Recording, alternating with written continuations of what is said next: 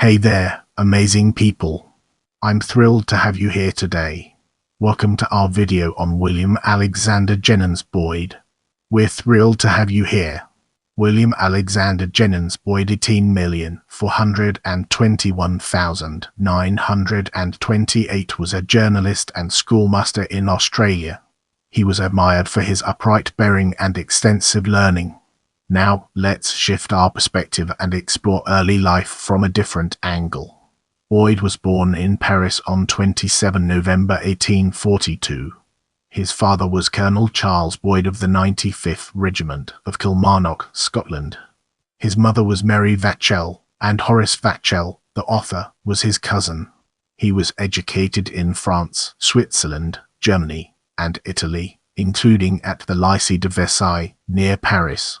Moving on to the next segment, we have career in Queensland. Although expected to join the army, Boyd decided to work on American sailing ships, allowing him to travel widely around the world.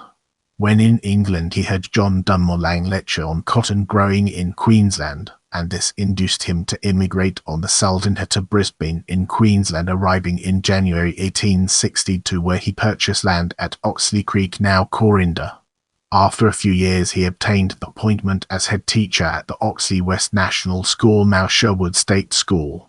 Later on, he took up a large area of land at Pimpama, growing sugarcane, and erected a sugar mill.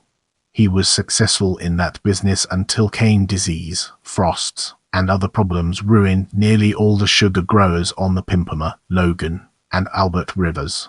His plantation, named Orme, gives its name to the town of Orme. His first wife, Isabella Dawson, was born at Orme Road, Belfast, Ulster, Ireland. The word Orme is French, meaning young elm. Next, he became headmaster at the Townsville State School and inspector of schools in North Queensland. The only means of journeying in those days was horseback. Journalism next attracted him, and he purchased the Townsville newspaper Cleveland Bay Express, which proved a good investment. Later, he sold out and opened the Eton School at Milton and then at Nunda in Brisbane. From mid-1888 through to early 1890, he was headmaster of the Toowoomba Grammar School. From 1895 to 1896, he served as acting headmaster at Ipswich Boys Grammar School while the headmaster was on leave. As a journalist, he contributed to the London Graphic, Brisbane Courier, and the Queenslander.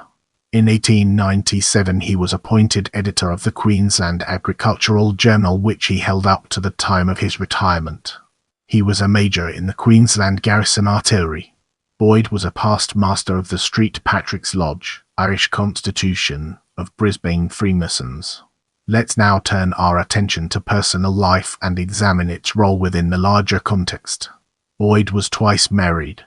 He married his first wife, Isabella Dawson, on 2 December 1862 in Brisbane.